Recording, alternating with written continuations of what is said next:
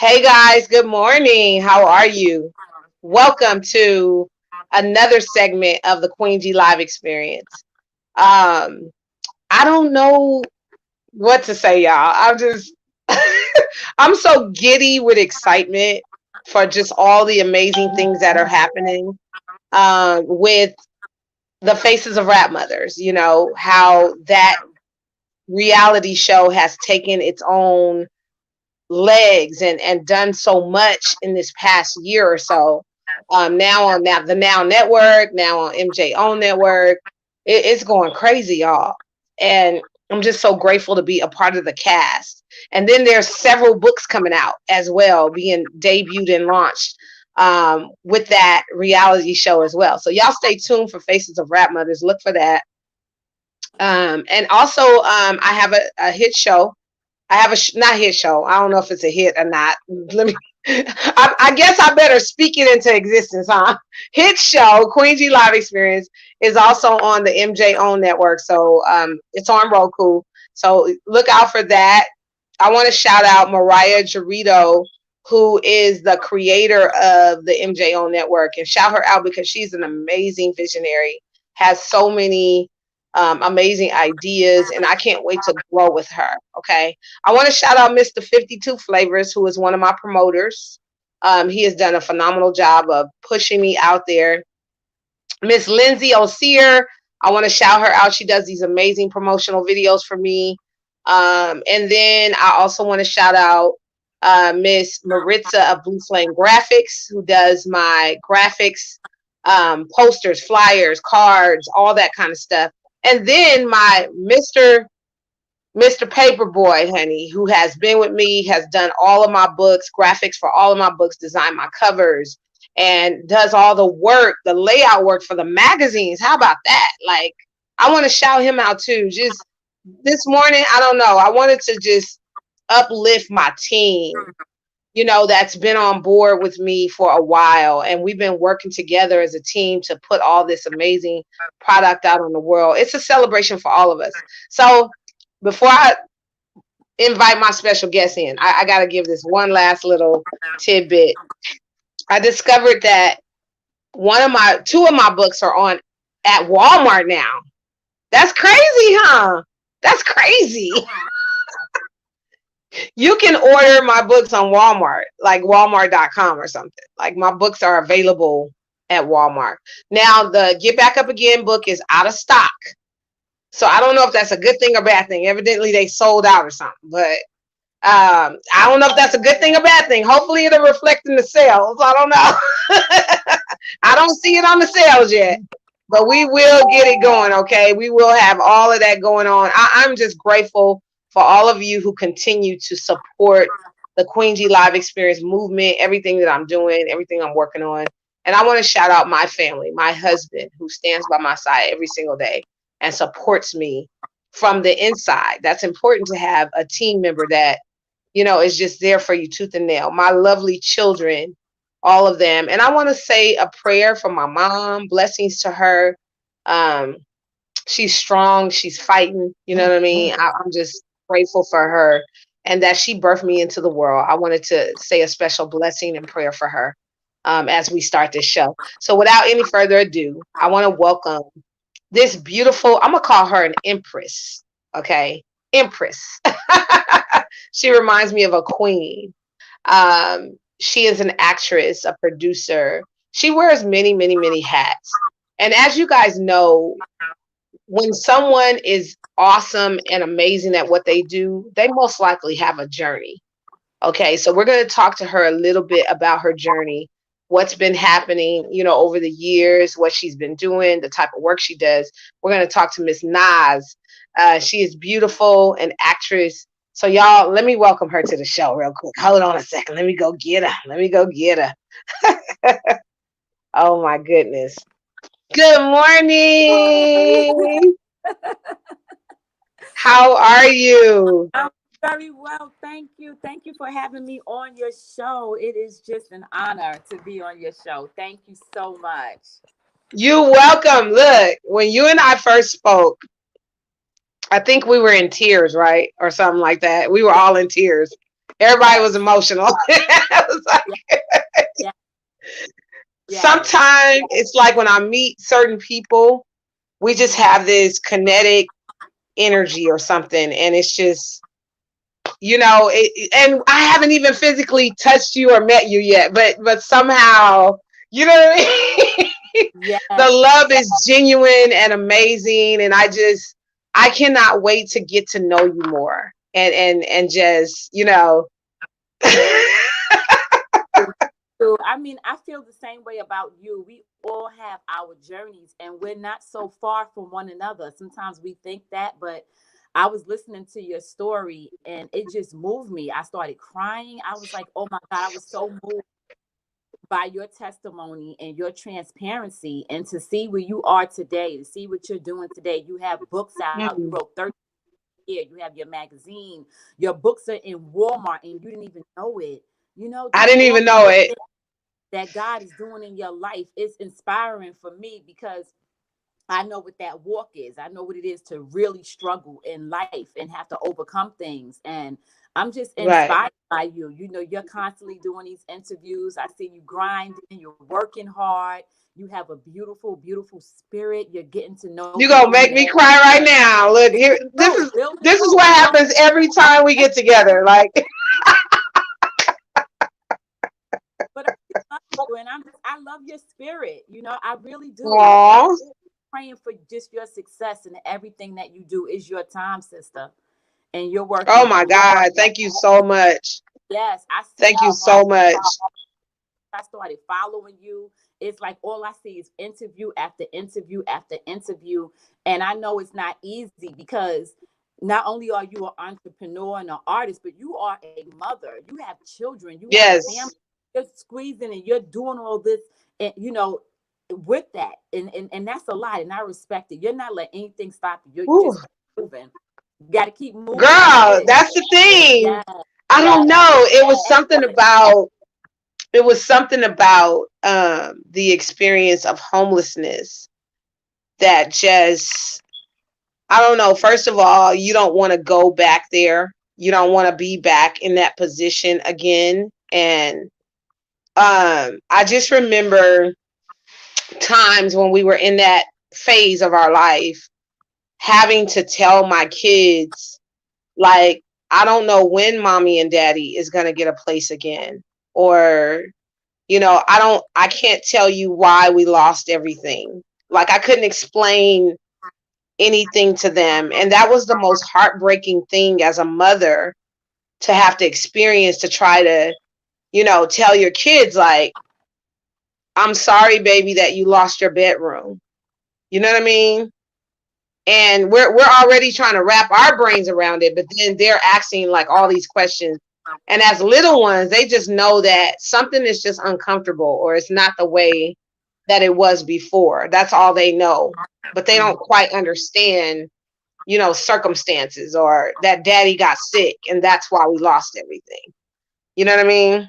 Yes, yes. So it's like the this year of 2020, I know that it's been like a rocking and a rolling, and we've gone through so much, as a people and as a society and as um families, and just so much has happened. But if this was the year that I decided to tell myself, and we have to tell ourselves this, you understand? We have to speak this into ourselves, that I refuse to allow the circumstances of the coronavirus and quarantine to shut me down. You know what I mean? And it literally is a conversation that you kind of have to have with yourself. Like, we're not going there. No, this is not an option. It's kind of like, get it together. You know what I mean? I Yes. have to put myself in this type of mental space that is going to not allow me to fail. You understand? And be back in the position where I was 2 years ago. And that Yes. is the only option too. It's kind of like, moving forward in a forward motion is the only option we have. That's right. So That's right. I don't know who's gonna watch this or see this interview, but I just want others to know out there, that you don't have to settle for the circumstances that have happened to you, that there is another level, and that as long as you're breathing this life and you're breathing air into the space that we live in, that there is hope. There's a way out. There's a option of, making things. Sister, introduce yourself. My husband's calling. I'm gonna put me on a mute button. Okay. Introduce All yourself right. and tell us what you do real quick, okay? All right. Okay. So I'm Kennedy, and I am, first of all, I am a child of God. Let's put that out there. I'm a mom. I am an author of this book. It's called Evergreen. Let me get in front of the screen. I'm not good at this. Here we go. Evergreen Rooted, Memoirs of Secret. This is the book about my childhood. It's a book that I wrote when I was learning how to read, and it's my testimony. This book really provided a lot of healing for me, so I hope that it does that for anyone who reads it. Again, it's called Evergreen Uprooted: Memoirs of Secret. I am also a screenwriter, and I am an option screenwriter. Put that out there. I am a filmmaker, a producer, director. But I can do everything from conception to completion on a film, which is great. I don't do everything great, but I can do everything. And sometimes that really works in my favor because I'm a person that I believe in completion. I believe if I start something, then I see you all the way through, even if it's not perfect. Because we're not perfect. It's about finishing, getting to the finish line. And I'm Ooh. that way on my projects. I'm that way in my Mm-hmm. life and just my journey. I'm a person that I'm going to fight to get to the finish line, and only death can keep me from there. But I know that God got Right. my back. And as long as I work for God, I'll be okay. And Right. so, and I'll survive, and I'll succeed. And I was listening to your story, Shanta, and it's like when you have children, it's one thing to be homeless because I experienced teenage homelessness, and I'll talk about that. And I experienced adult homelessness. I experienced in homeless with children. So I was homeless 3 times in my life. I'll go over that. But it's one thing when you're homeless, Mm-mm-mm. just you. Like you said, when you have your children, that puts you at a place in a space where you say, this cannot, not with my kids, and I'm going to do whatever I can do in my power to make sure it never happens again because it's traumatizing. That's what it is. It's Right. PTSD. People think PTSD is just for people who go to war.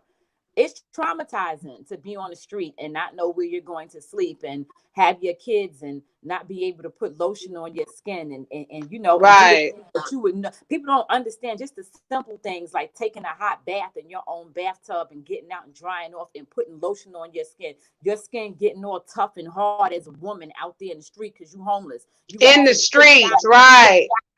People don't Mm-hmm. things of how hard it is. You got to think about where am I going to park tonight and sleep and be safe because you in the street.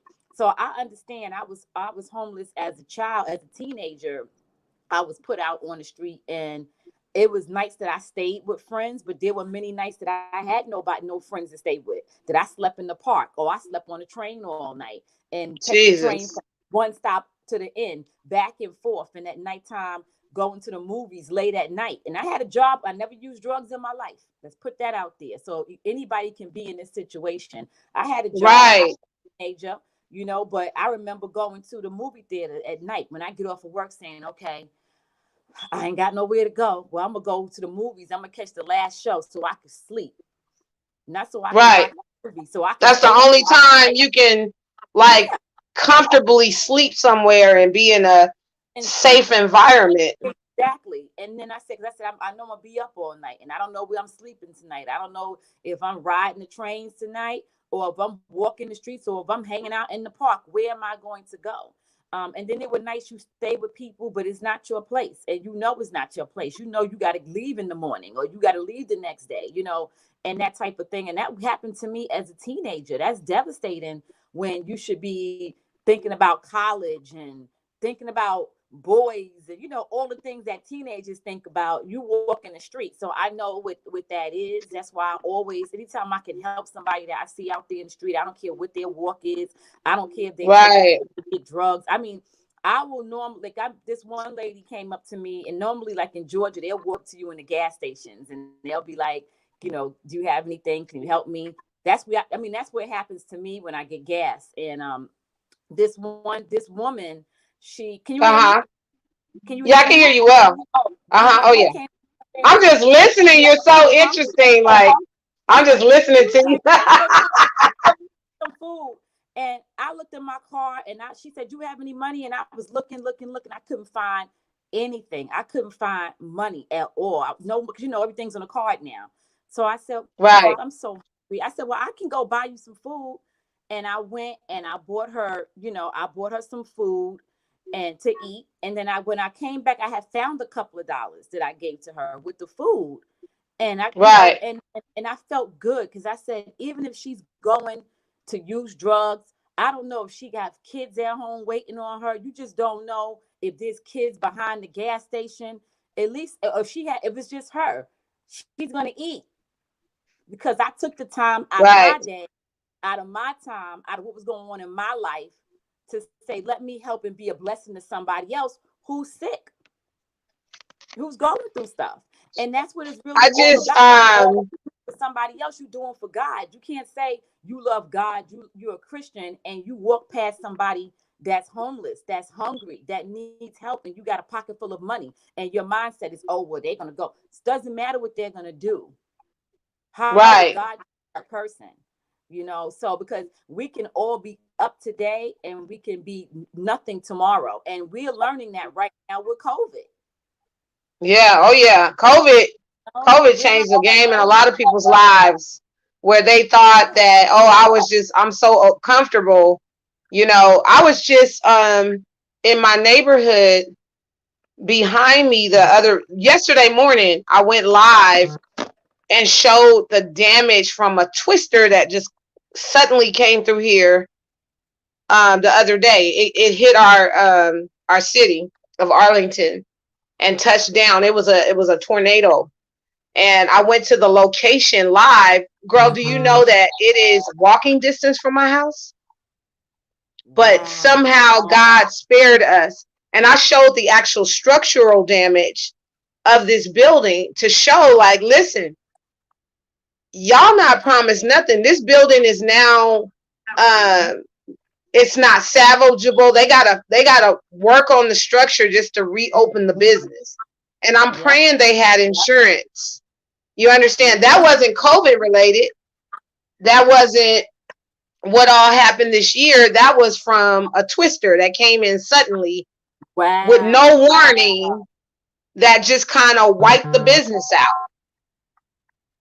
And those kind of things are happening all year this year. Like, I felt like I was punched in the stomach so many times, with a deadly force.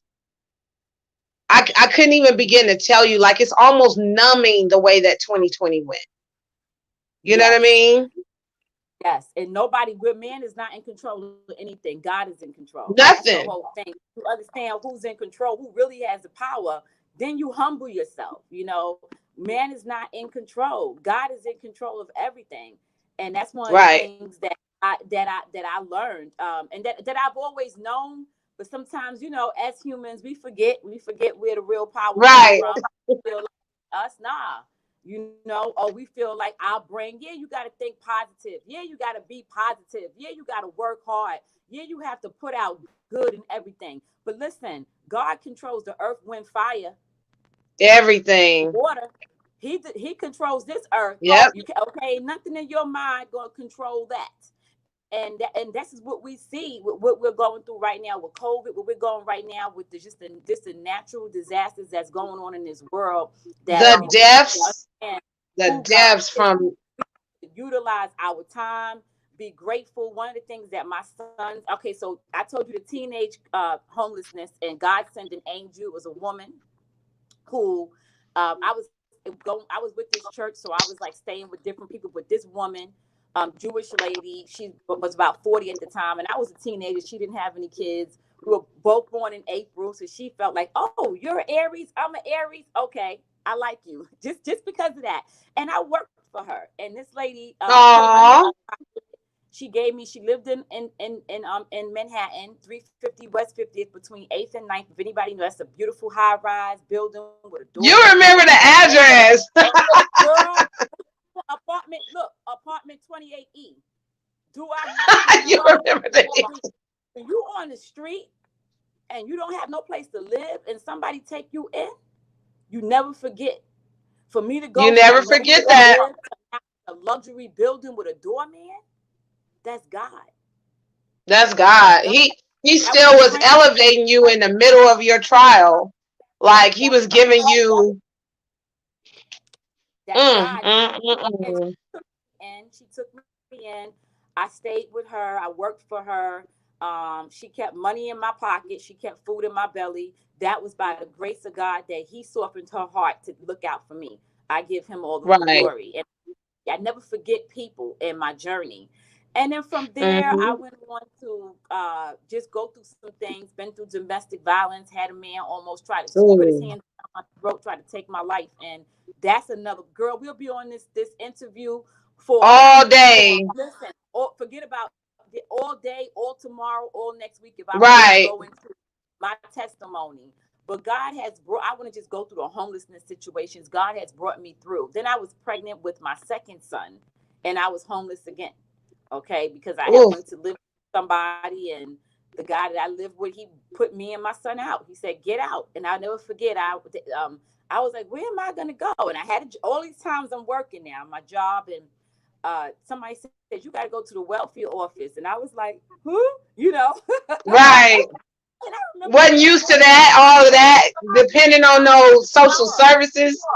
Yes, Mount Vernon, New York. I remember I was standing online. I had a big old belly. I had my youngest son with me. He was probably about 4 or 5 years old. I'm online at the welfare office. I get to the front. The guy said, "Miss, how can I help you?" When those words came out of my mouth, "I'm homeless," I broke down. That's when it hit me. You know, at the welfare office, it hit me like, oh my God, I'm homeless, stomach way out. And I remember just crying. And there was this elderly lady there. She must have been about maybe in her 70s at the time. And she sat next to me and she talked to me. And she told me everything. She said, "They're going to put you in a shelter." Like, she literally, I can start crying. Told you the steps, yeah. She prepared me. She prepared me for what I was about to face, because I didn't know. I was like, okay, what's going to happen? And she said, "This is where they're going to," she even told me where they was going to put me, because I guess she had been through the system, or I don't know how many times she did it, or people that she knew, but she told me. And your brain wasn't even wrapped around what she was saying, because you didn't know what she was talking about, really. Like, what? I'm getting ready to. And my youngest son, he was born in a home. I was in a homeless shelter when he was born, my youngest son. And I remember, like, the holidays, I remember just everybody going with their family. And I remember the bus coming to the shelter, oh girl, to pick me up. And I was eating in a soup kitchen, me and my sons, and the people were so nice. They were like, they were feeding us on China, girl, in this little soup kitchen. And they sat us down and they treated us like human beings. For people to treat you that way. And that's why on the holidays, I love to go and serve people, because I know what that is.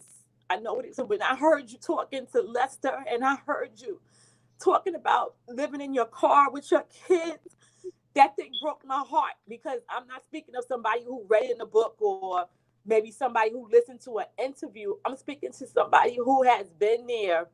And I know what it is to have nobody, to have family, but you don't have family. Like, you literally don't have nowhere to go. I know what that is. So we were out in the, just out. It's a struggle, man. People don't know. Like, those are necessities: food, clothing, and shelter. It's a necessity. And you're fighting. We were fighting to try to hold on to our storage. Yes. You know what I'm saying? To try to keep the little we had. And 1 month it almost lapsed. And I literally had to pay one more month just so I can get my personal documents out of there.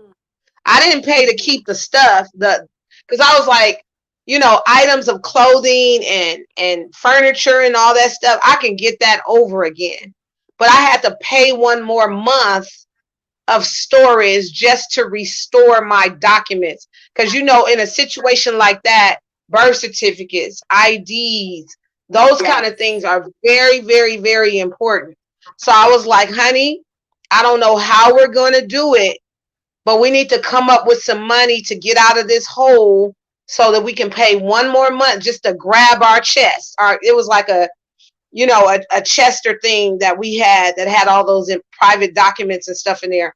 I was like, we need to grab that and get that out of there. And girl, we even used the storage to like find ways to change clothes in. And we were, doing stuff like going up to the gas stations and changing the kids' clothes in there and combing their hair in the car just to get them ready for school. Because one thing I was not going to do was allow them to miss school. I was not going to allow. Now, it was tough because, we didn't always have a bath, and I had to go to the school and make them aware that we were actually homeless. I had to make them aware of that because there's programs that schools have in place where if resources come in, they can kind of look out for you and give you clothes and kind of help you along. Because if my kids came in smelling, I didn't want them taking my children from me due to the fact that they didn't have a bath. You understand? And things like that. Like it was mentally hard. It was so hard. So you guys, we're talking about real life things that have happened to us in our journey, and homelessness was one of them, and we have that in common. So when we're sharing, it's about that, some of the experiences we faced while being homeless. And I can talk about it a little bit now without necessarily breaking down.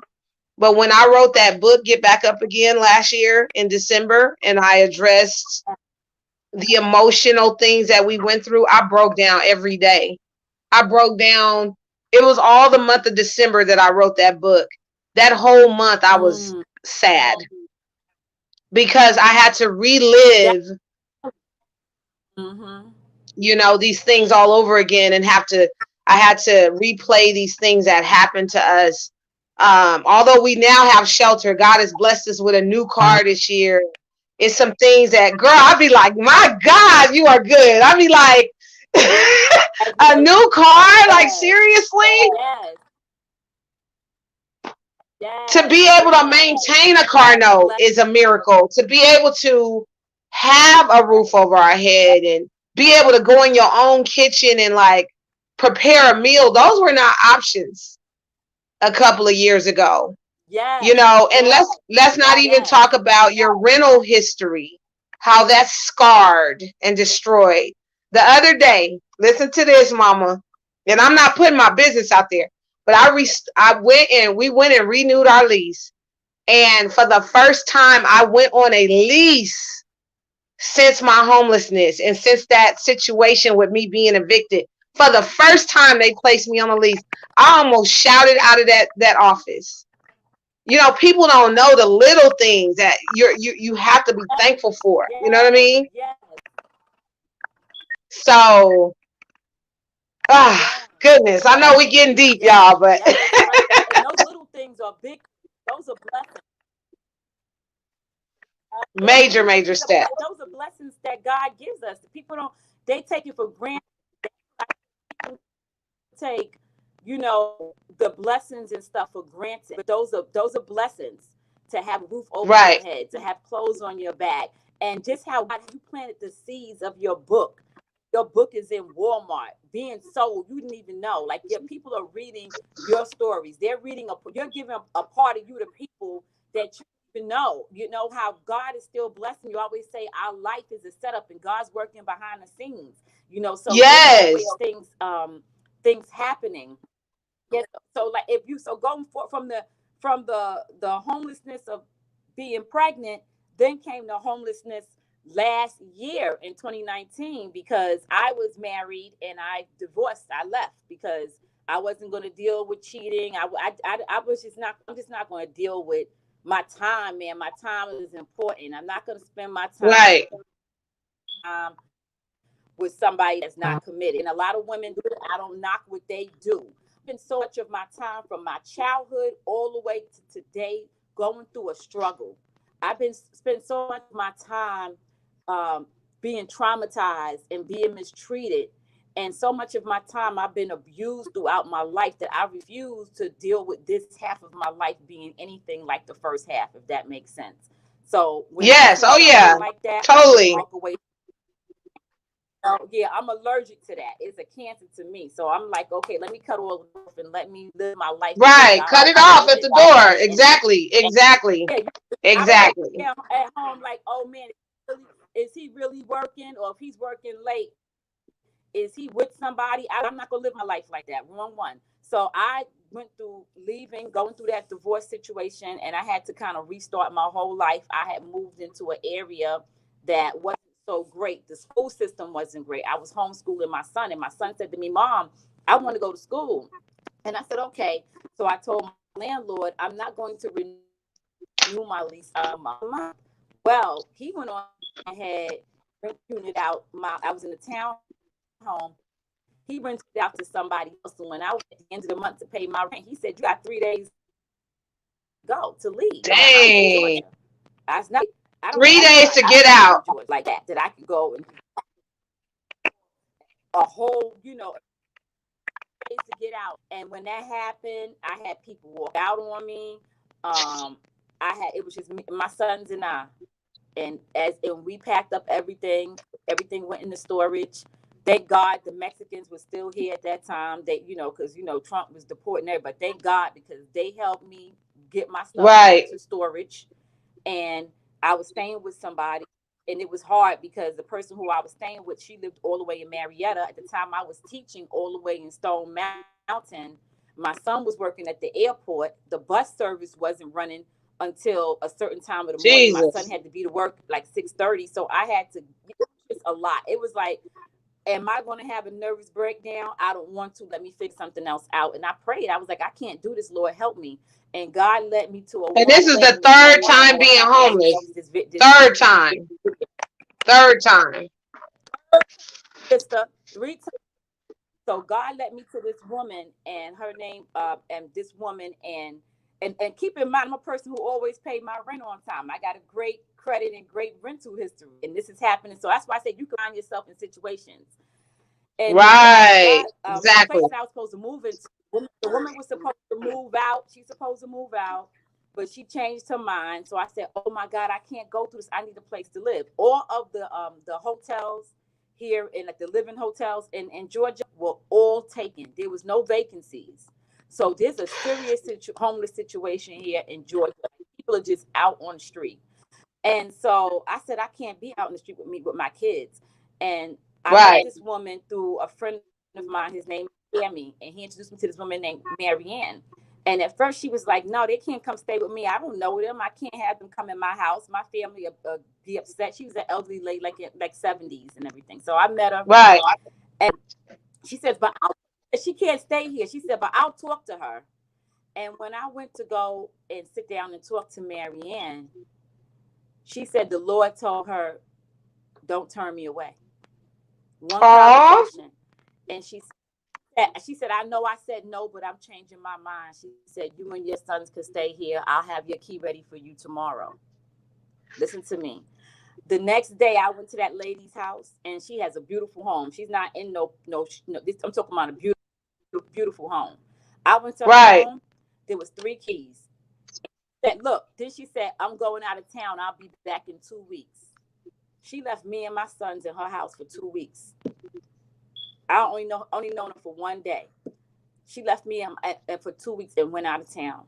When she came back, she never treated me like I was a visitor. You know how people say, "Oh, don't touch this, don't do that. Oh, this is my food." Right. It was like we were a family. It was as if back with my grandmother and my grandfather. My grandmother passed away, but that's how she treated me, like she was my grandmother. You know, this Right, is right, your right. house. God sent the angel into your You build me journey to relieve you from the pressure of what you were going through. You know what I mean? Sent you an angel.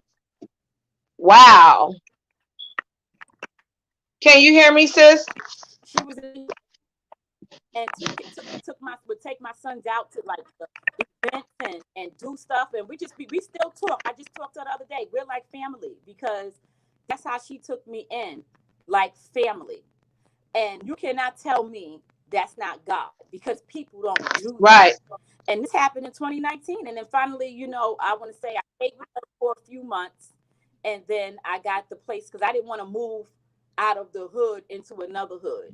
And then I got a place that I felt comfortable for my son, you know, to go to school or whatever, and moved in July. And just this Thanksgiving, we were praying. So dinner was ready at 12 in the afternoon because I started cooking the day before, and you know, then we and then we prayed. All got on our knees.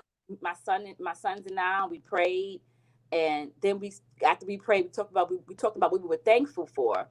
And my son said to me, he said, my oldest son, he said, I'm so thankful that I had my mom as a parent. Because he said, I don't know who I would have been, who else would have raised me. And he said, I love who I am. I love the person I am. And that thing moved my spirit. He said, there's a lot of stuff going on out there. He said, but in here, it's not going on in here where we live. He said, we have peace and we have love in this house. And I was like, wow, you know, because they got to experience, even though we were homeless from, I want to say, for 5 months.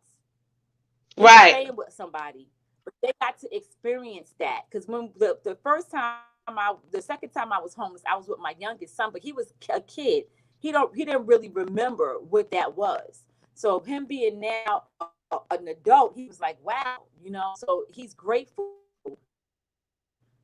to just that's home. Like, that's an amazing someplace to testimony. And so it's just a blessing. I just wanted to go over that because I heard your story. It's a testimony. When I heard your story and you with your kids living in your car, that's traumatizing. But look at you now. It is. It really is. So much more. You just keep working, keep moving, keep striving. Yeah, you have purpose. Mm-hmm.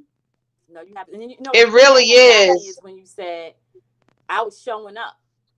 No one had no idea I was homeless because I was showing up, and I was showing up for rehearsals and stuff on time. That's what I was right now, because that's the same thing. I had a play that year, with the first play, you know, but I showed up. I showed up for all my rehearsals that I had with my cast. You know, I was showing up to work every day, like, you know, just showing up. So nobody knows. Hey, no one ever knew they going through things. No one ever knew that I was homeless during a production that was happening in Las Vegas. No one ever knew. It was Miss Michelle Boykins. Is that man your husband or is he mine? That production. We did a playwright version, which is on stage, and we also did a movie version of the same project. And one rolled into the next. So like right before it was time to start filming, I said, well, you know what? I got to have this conversation with the director because, you know, I've been at every rehearsal, no lates, not missing a beat. Even if I had to bum rides or take a Uber, Lyft, whatever I had to do, I made sure that I got to every rehearsal. But it was getting to the point where, due to filming, we were going to be in several different locations. So I was like, let me go ahead and reveal to her that this is happening, and I'm just going to have a talk with her personally. And when I sat down, she took me home one night, and she said, girl, I never knew, like, you never told me. And she said, this is what she said, because Miss Michelle she's really, what you call that, straight to the hip. She was like, girl, a closed mouth don't get fed. She was like, I never knew. You should have said, you should have been told me that. You know what I mean? I could have did something or worked some angles or whatever. She was like, a closed mouth don't get fed. I'll never forget that conversation. But it was such a relief off of me to be able to share with her that I was going through this transition, because I didn't want to have the what you call that, possibility of missing one or two rehearsals, or something may have happened, or I may have had to arrange this or that to try to work that in, due to the fact of having such a perfect record. And I wanted to come through and do my job. You know, you take on a commitment of something. It doesn't matter what you're going through. You have to do your job. And I'm very professional, you know, and I try to come through and do my part when it comes to taking on a position. So, you know, after that, she really, really kind of cut me a break, and she was a little more easy on me, and just, she looked out for me. A couple of times she had to even personally, you know, take me home some nights. If you need a ride, I got you. She was dropping me off all in the hood. You know what I'm saying? And just wherever I needed to be dropped off at. Sometimes it was different places. So we have these angels out here that look out for us, you know, during those times. And I have now that I've been through that, it's important for me that if someone is struggling or suffering and I can do something, I try to do it. I try to be there. You know, I met these gentlemen the other day in the parking lot, and I could tell that they were homeless because they were sleeping in their truck. I can tell.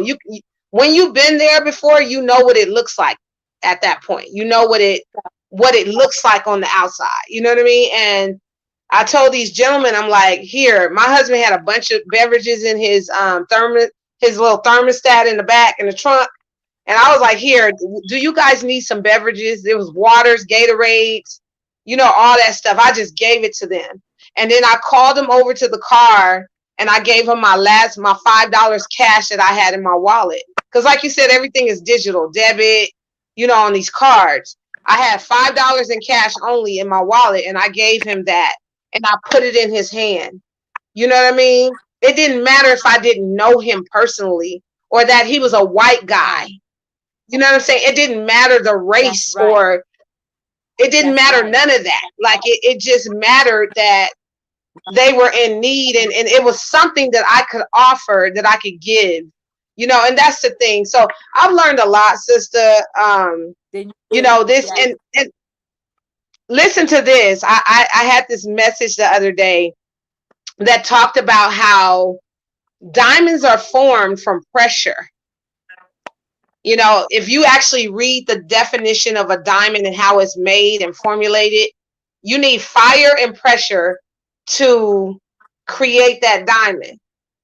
And sister, when I look at you, and this is what God is telling me to tell you, when I look at how gorgeous your exterior is, and how beautiful you are, and how creative of a spirit you are, how you became an author, how you somehow persevered through those 3 times of being homeless, and still maintaining your dignity, and still being so humble, and being able to lift your head up.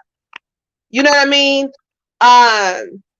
That is God. And God, we went through it for a reason. We went through it for a reason. We had to have that fire lit to us. We had to have that pressure put in our lives, because we wouldn't be the diamonds that we are today if we had not suffered that loss. You know what I mean? Or had not been through those different things that we went through. So, you know, I'm here to tell anybody, listen, life ain't easy for none of us, you know. But hold your book up again, sister, and show them your book. When you come out with these kind of prizes and gifts of God from your journeys, hold that book up. That's right. Hold it up high. Evergreen. Up. What is it? What is the title? Uprooted. Uprooted. Evergreen. Uprooted. Memoirs of Secret. And I can only imagine what that's about. Yep. I can only imagine what's like. Okay, it's about about my childhood growing up in the South Bronx. My mother was on crack cocaine, offered me to smoke crack at 9. By the time I was 10, I had missed almost 100 days of school, couldn't barely read, staying home, taking care of my siblings, At 11 years old, I was sexually abused by my stepfather on my birthday. When I turned 11, 12 years old, I was sexually abused by my cousin, a female cousin in the family. Before I turned 13, I was in foster care. And, just goes about my life and what I had to overcome and the journey. And as I was writing this book, I was in college learning to read because I had passed through school. Wow. Really with a third grade reading on the grade reading level. And they were like, how the heck did you get a high school diploma? I was like, oh, you don't know the time I came up in. That's when they passed people through. They passed them through, right? So, I use a lot of my comments. And look at you today. You're actually a screenwriter. And do a lot of things. And that's why I believe that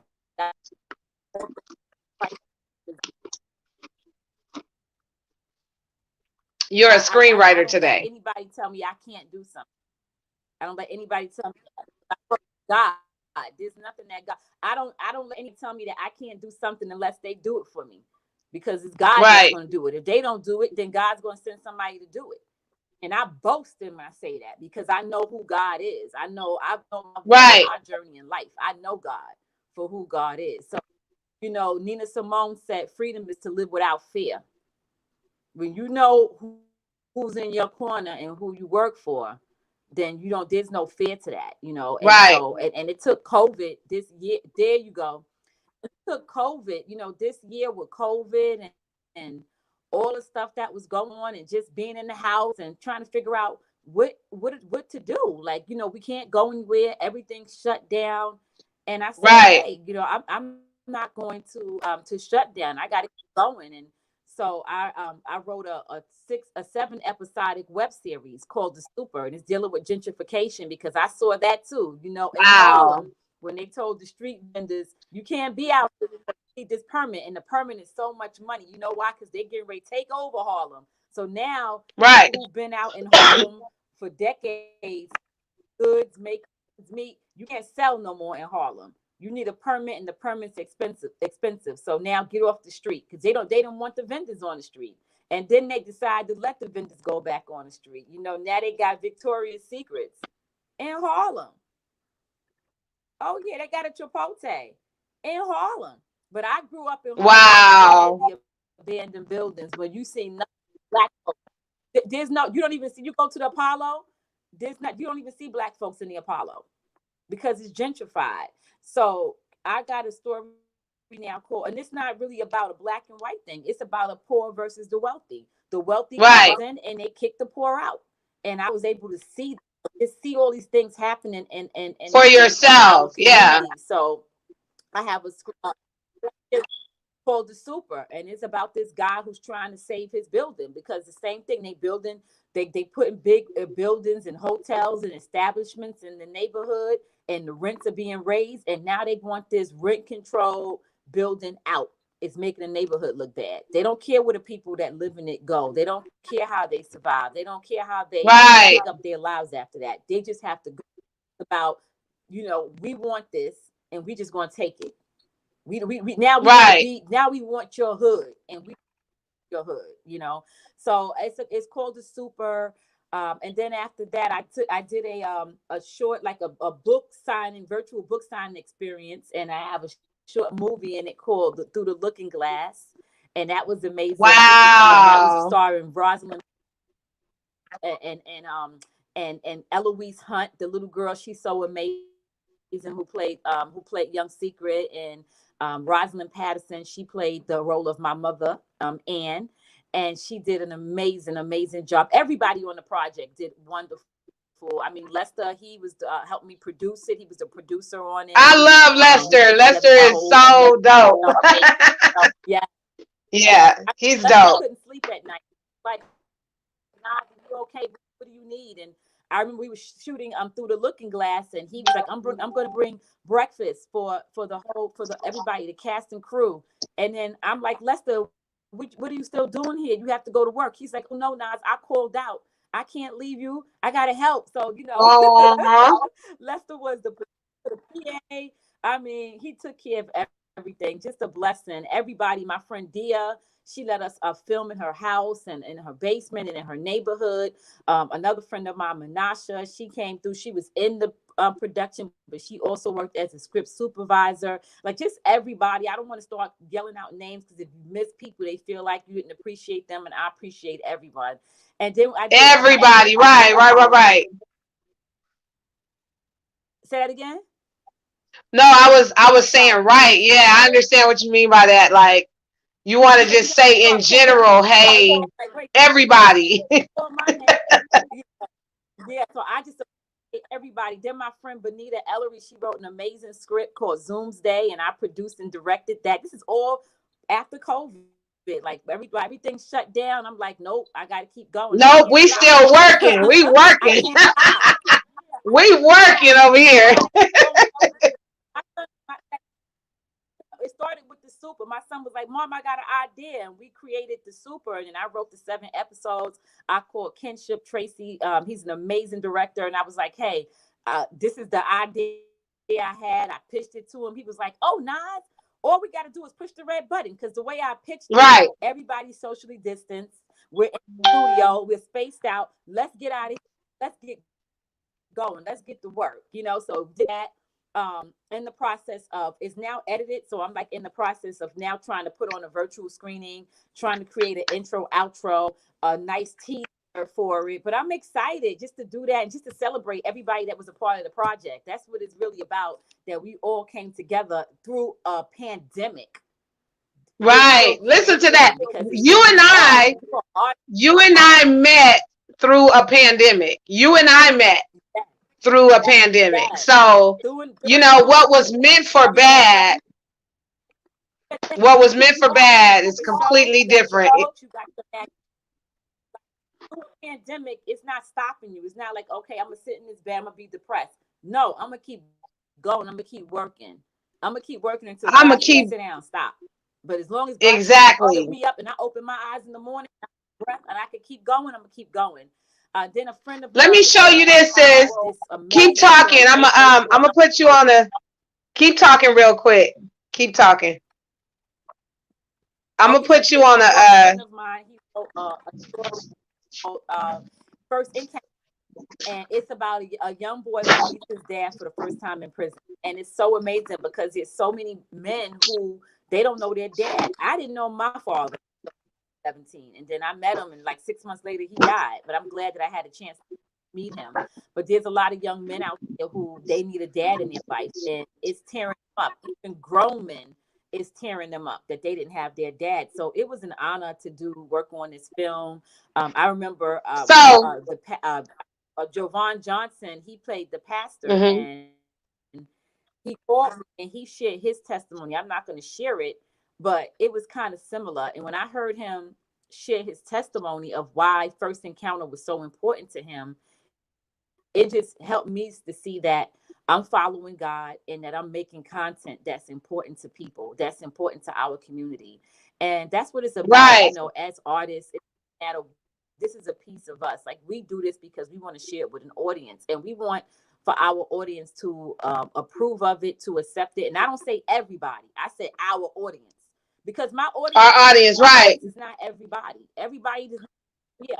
Everybody don't want to read Evergreen Uprooted. Everybody don't want to watch the different genres of what I'm talking about. But there are people that do care, that have supported. And that's my audience. Yeah, my audience is not everybody. So, but that is my audience, and God has just let me. I was doing a lot of writing, and now God is leading me to produce a lot, because my whole life I've had to produce, and I didn't realize that I was a producer as a kid. I was a producer. Look, sister, I gotta show you something. I gotta show you something real quick. To eat. Look, these are all magazines that I released this year in a pandemic. Congratulations. We gotta show physical presences of what we're saying. Magazine. Magazine. Magazine. Magazine. Congratulations. Yes. Look, in a pandemic, you understand? This is my children's book. During the pandemic. Children's book. A series, a part of a book series mine. That's right. This is all I got to show you because these are physical manifestations of, you know what I mean, consistency and pushing through and not giving up, staying determined. Look at this, another book. These are all books that were written this year. Girl, God is good. Like, look, another one. Kids books. Oh, yeah, that's right. Look. Look, I'm not done. Like, this is all during that's all during all during the pandemic. All during the pandemic. Just it's been a powerful year. Like, you know what I'm saying? These are physical manifestations of telling myself during this year that you cannot give up, period. It's not an option. You cannot stop. It's not. You know what I mean? You got to push through all of these circumstances no matter what's around you. And what gave me that energy and that strength was just not wanting to relive homelessness again during this time of a pandemic. Can you imagine us out here right now, you know, not having a roof over our head? It wasn't an option. So I went in, sister. I went into a zone that couldn't nobody stop me. That's the zone you're in. That is the space that you're in right now, producing, writing, doing this, doing that, putting cast together. That is the space that you're in, sister. And these are the options we have. So for those that watch this podcast today, I want you to be encouraged and understand that a pandemic, quarantine, a release of political, whatever issues that's going on, you know, people dying around us, all these things that are happening is not a reason to give up. And you have the power to bring the things that are in your mind to manifestation and to fruition. Okay. These are all on Amazon. Every book I have is on Amazon. That happened this year. You understand? I pushed my team so hard. They probably plopped out several times, but we had 4 a.m. in the morning conversations. There were times where, you know, we pulled all-nighters. Whatever it took, sis, we had to get it done. And guess what? I'm going to write my official 12th book in a 12-month year. I'm going to write my official 12th book in this month of December. It's already done. I got the ideas. The cover was already created. All I got to do is write the book now. It's done. It's done. I'm tired, sis. I'm tired of going without. I'm tired of suffering. I'm tired of being broke. I'm tired of all those things. So when you get sick and tired, this is the manifestation of being sick and tired. So I got to officially end this show, unfortunately. Look, no. That's the manifestation of being sick and tired of being sick and tired. There you go. There you go. you sick and tired of being sick and tired. So exactly. I would say beast mode, which is amazing. Beast mode. That's the option we have. And everybody's always like, sit down, you're doing too much. No, don't tell me to sit down. That's not an option for me. You have not walked in my shoes to even begin to understand why I put the pressure I put on my own self. You understand? I am my biggest pressure person. I put my pressure on my own self. You don't have to tell me. You don't have to motivate me. I'm motivated already. God, with his help and strength, you know what I'm saying? I'm going to make it. I'm going to make it. You know what I mean? So anyway. Right. You're already planting the seeds and God will make it grow. He does the increase. You just plant the seeds. Right. And he does the increase. Right, exactly. And a lot of times the way I plant seeds is I do a little different.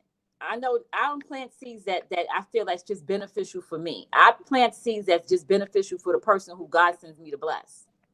Right, exactly. If God sends me to bless I don't have to be getting anything out of it to be a blessing, because then it ain't coming from the right Exactly. place. There's some people Exactly. that I might produce and direct for, and they have to pay me. And then there's some people where I'm like, you know what? I know this person don't have it, but if I could be a blessing and I'm able to do it, then why not be a blessing? Exactly. Because I'm led to Exactly. do it, and it's not Exactly. out of it. And I think that's the way we have to start living, because we have to live in a way whereas we're doing what we love. We're living, loving, and we're loving, living. That's the only way to go. Right. Right. Right. Yeah. Exactly. So So, I know sister, we I just gotta get talked off because I about have another show right yes, behind you. I'm gonna get to my other, yes, you know, but you listen, we gotta chat. We gotta get together like privately and just yes. keep this I going want and to keep yes, having a yes. I conversation. didn't. Go ahead. I'm sorry. Say it again. Oh, I'm I was gonna listening. say I that want to we gotta get together. We gotta get together soon oh yes, and yes. keep this going, I keep wanted to this mention going. before you go. I wanted to mention a couple of things.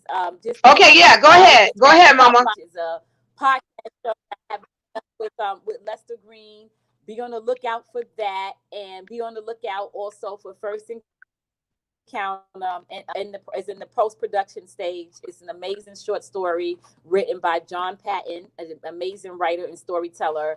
And you can find me at www.naspanky.com. Also, I'm on Instagram under beastmo_Nas.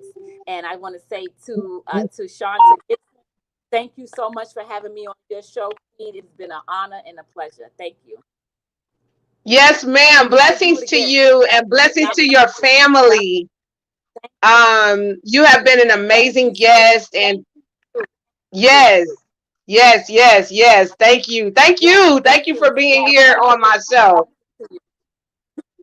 Thank you. Have a great We night. just we're just so excited. We're like I can't wait to chat with you after this and catch up and get together. So thank you so much again. It was a blessing having you on this podcast today and blessings in your endeavors. Everything that you touch will be blessed. Remember, diamonds are made. Diamonds are not made without pressure or fire. So, when things Yes, seem to thank you get so much. tough, just understand that that's my, nugget for you today. Just know that God is making you, and it is a reason why you're experiencing those things in life and have experienced it. Nothing has come easy for you. You're just like I am. Nothing has ever come easy for us, right? Yes, It's always been something, but no, it was because of what we were getting ready to become. You understand? that's It was right. meant to break us Yes, down. The yes, pressure was meant to break yes, us down, but it made us instead. So, yes, yes, yes, you yes. know, we Yes. want to Thank you celebrate so much. ourselves and pat ourselves on the back and say, job well done. And God is Yes, good, in both of our well lives. So, done. yes. Yes. All right, sister. Thank you so much. Blessings to you. Blessings to you. Thank you. Take care. Have a good Bye. day, okay? Bye bye. So yeah, she was awesome. Oh my God. I can't wait to like talk to her and hang out with her after this. Like we're gonna build definitely a friendship. I think that it's important to uplift each other as women and be there and do as much as you can to empower one another. And what you just saw live was just two sisters conversing about our experiences, about homelessness, and the things that we went through. And wow, what a powerful show. Thank y'all for tuning in. It's your girl, Queen G of Queen G Live Experience. I'm checking out, y'all. I'll see y'all next time. Peace. Bye.